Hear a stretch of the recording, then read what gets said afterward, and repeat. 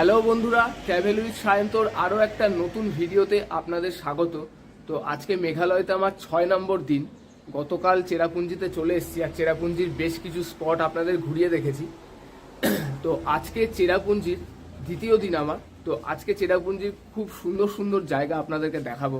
তো এখন বাজে সকাল 8:30 আর প্রথমেই চলে যাব আমাদের হোটেল থেকে প্রায় 12 কিলোমিটার দূরে গার্ডেন অফ কেভসে। চলুন। তো চলে এসেছি আমরা গার্ডেন অফ কেভস। তো এইখানে মোট 11টা স্পট আছে এই গার্ডেন অফ কেভে। তো এটা হলো প্রথম স্পটের দিকে আমরা যাচ্ছি। আর এখানে আপনাদেরকে বলে দিই, এখানে এন্ট্রি ফি হলো পার হেড 100 টাকা করে। আর 12 বছরের নিচের বাচ্চাদের জন্য এন্ট্রি ফি 50 টাকা। 2 হুইলার পার্কিংয়ের জন্য 10 টাকা। আর লাইট ভেহিকেল মানে 4 হুইলারের জন্য 20 টাকা পার্কিং চার্জ। দেখুন কি অসাধারণ জায়গা। তো আপনাদেরকে যে বলেছিলাম, মেঘালয় ট্যুরিজমের বাসে করে আসেন তাহলে কিন্তু এই গার্ডেন অফ কেভ কিন্তু মেঘালয় ট্যুরিজমের বাস কিন্তু ঘুরিয়ে দেখায় না। এইখানে আসতে গেলে কিন্তু আপনাদেরকে রিজার্ভ গাড়ি করেই আসতে হবে বা 2 হুইলারে আসতে হবে। আমাদের হোটেল থেকে আসতে সময় লাগলো এখানে প্রায় আধা ঘন্টা মতন। এখন বাজে সকালবেলা 9:10।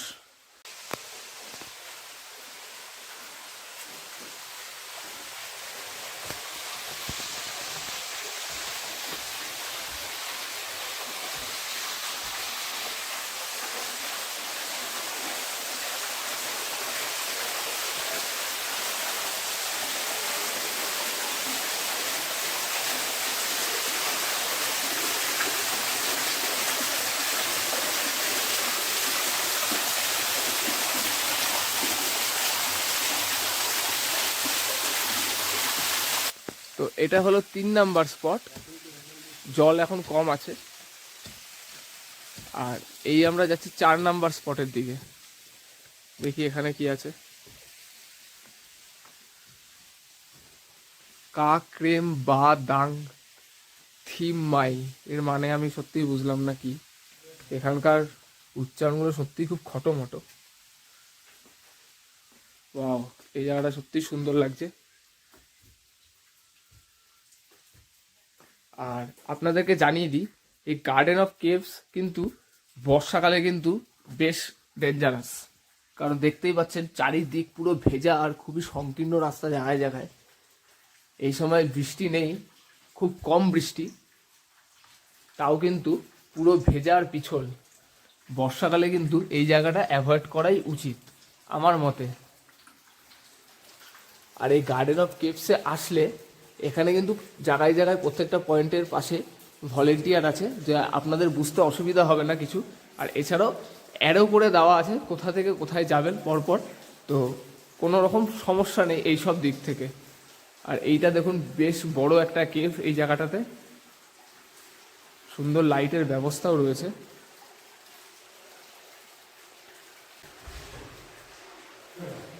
এই 4 নাম্বার স্পট কিন্তু বেশ অ্যাডভেঞ্চারাস, মানে জাস্ট অসাধারণ লাগছে, দুর্দান্ত।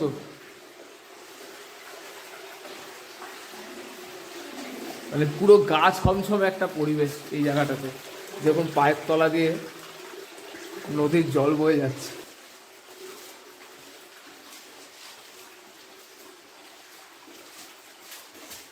এই 4 নাম্বার স্পটটা কিন্তু সব থেকে সুন্দর লাগলো এখনো পর্যন্ত।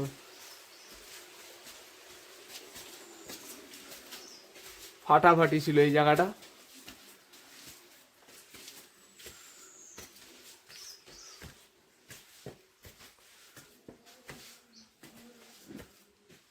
এই দেখুন 4 নাম্বার স্পট শেষ, বেরোলাম। আর বেরোনোর পরেই কিন্তু এখানে দেখুন অ্যারো করে দেওয়া আছে 5 নাম্বার স্পটের জন্য এই দিক যেতে হবে। এই দিকেও একটা রাস্তা আছে, কিন্তু এইটাতে কোনো স্পট হয়তো নেই। তো এবার এই দিক যেতে হবে।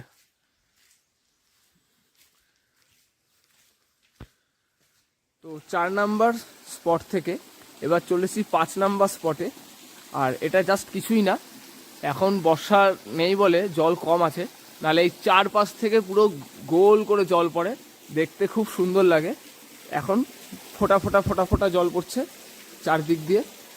আর ঠিক চারপাশ দিয়ে জল পড়বেন আর আপনি ঠিক তার পিছন দিয়ে এরকম হেঁটে যাবেন, খুব সুন্দর লাগে।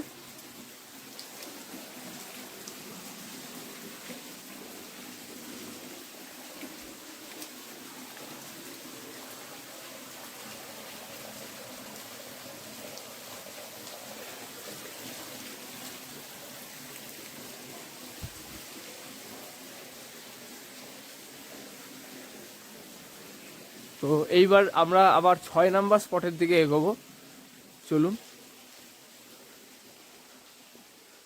এই যে লেখা আছে স্পট নাম্বার 6।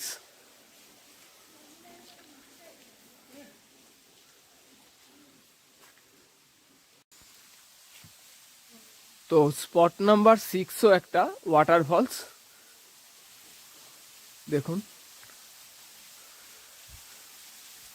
এই ফলসটা বেশ সুন্দর, জল কম আছে আলাদা কথা, কিন্তু বেশ সুন্দর লাগছে দেখতে।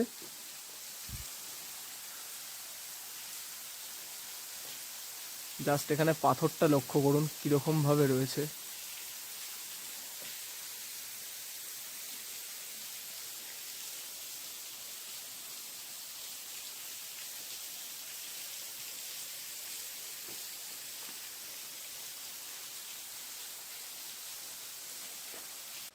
মেঘালয়তে আসলে মেঘালয়ের প্রাকৃতিক সৌন্দর্য এত রয়েছে, এত আনাচে কানাচে এত সব জায়গা রয়েছে, আমরা অনেকেই হয়তো অত জায়গায় যাই না, অনেকে জানি না, কিন্তু সত্যি মানে জাস্ট অসাধারণ।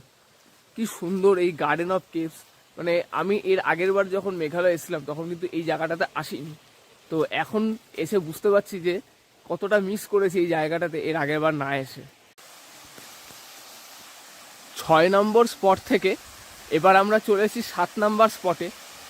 এইটা একটু দূর 6 নাম্বার থেকে 7 নাম্বারটা।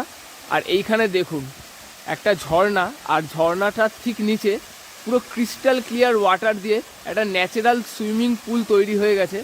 আমি সাথে জামা কাপড় আনিনি, আর বেশ ঠান্ডা ঠান্ডা ওয়েদার, নালে আমি সত্যি এখন এখানে নেবে একটু স্নান করেই নিতাম। দেখুন জলের কালারটাও পুরো কাচের মতন স্বচ্ছ জল পুরো।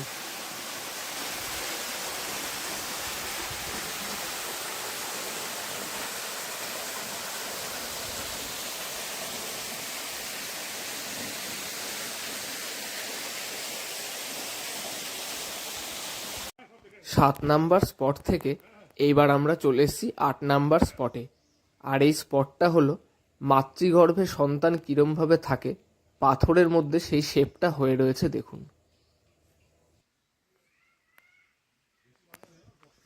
তো এইবার যাচ্ছি হলাম স্পট নাম্বার 9 আর 10-এর উদ্দেশ্যে। আর এইখানে কিন্তু দেখুন কি সুন্দর বাঁশের রাস্তা করা আছে, আবার কিন্তু বাম্বু ট্রেকের ফিল আসছে। তো যারা যারা বাম্বু ট্রেকের ভিডিও দেখেননি তারা তারা ওপরে আই বাটনে ক্লিক করে আমার এই মেঘালয় সিরিজের বাম্বু ট্রেকের ভিডিওটা দেখতে পারেন। খুব অসাধারণ একটা জায়গা ছিল। তো প্লিজ যারা দেখেননি তারা একবার অন্তত বাম্বু ট্রেকের ভিডিওটা দেখবেন।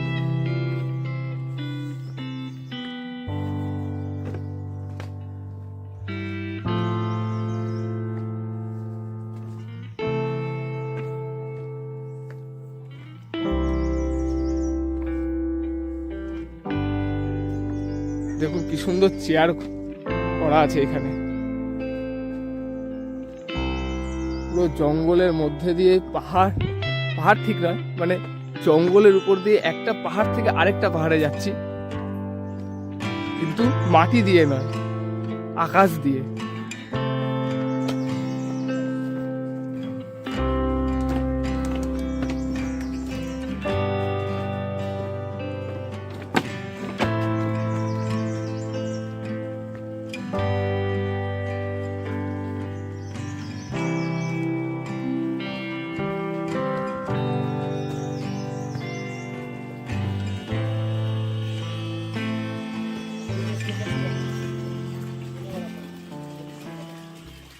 ये 10 नंबर स्पॉट है, ये पानी पी सकते हैं।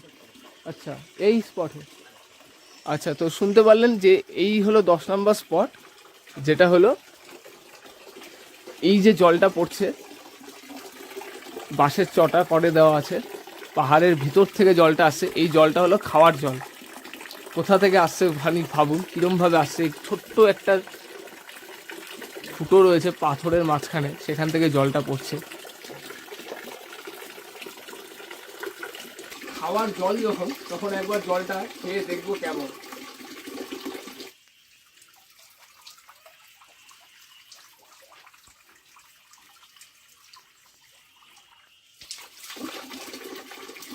যাই হোক, পাহাড়ি জল তো এমনি খুব সুন্দর হয়, মানে জাস্ট অসাধারণ, মানে যে কোনো ফিল্টারের জলকেও হার মানাবে। ঠান্ডা, খুব সুন্দর একটা জল। তো আপনারা আসলে আপনারাও খেয়ে দেখতে পারেন। যদিও জল তেষ্টা পেয়েছিল, অনেকটা হেঁটেছি, তো জলটা খেয়ে নিলাম। এই হলো 11 নম্বর স্পট, যেটা একটা হার্ট শেপ রক। চলুন দেখে নিই। 9 নম্বর স্পট আমরা দেখে এসেছিলাম বাম্বু ব্রিজ, আর তারপরে 10 নম্বর ছিল হলো দাবাই, যেই ঝর্ণার জলটা আমরা খেলাম। ঝর্ণা ঠিক না, পাথরের মাঝখান থেকে জল আসছিল। আর এইটা হলো 11 নম্বর ও শেষ number spot, heart shape rock. দেখুন খুব সুন্দর। তো এইবার আমরা চলে যাব এক্সিটের দিকে। তো গার্ডেন অফ কেভস কমপ্লিট করে এবার এক্সিটের দিকে যাচ্ছি। অসাধারণ জায়গা ছিল। পুরো মেঘালয় জুড়ে বা নর্থ ইস্ট ইন্ডিয়া জুড়েই আনাচে কানাচে প্রচুর প্রাকৃতিক সৌন্দর্য রয়েছে। এত সুন্দর সুন্দর জায়গা রয়েছে, আমরা অনেকেই আসি না বা অনেকেই যাই না, কিন্তু মানে এত সুন্দর জায়গাগুলো মানে জাস্ট অভাবনীয়। তো এর আগের বার যখন আমি মেঘালয়ে এসছিলাম, তখন এই গার্ডেন অফ কেভে আসিনি, কিন্তু এখন ভাবছি যে না এসে কত বড় মিস করেছিলাম। তুমি যদি আগের বার এসে সব দেখে নিতে, তাহলে আমার সাথে এসে কি দেখতে? হ্যাঁ সেটা ঠিক, তা হলো মানে জাস্ট বলছি, মানে আগের বার যখন এসেছিলাম তখন জানতাম না এই জায়গাটার ব্যাপারে।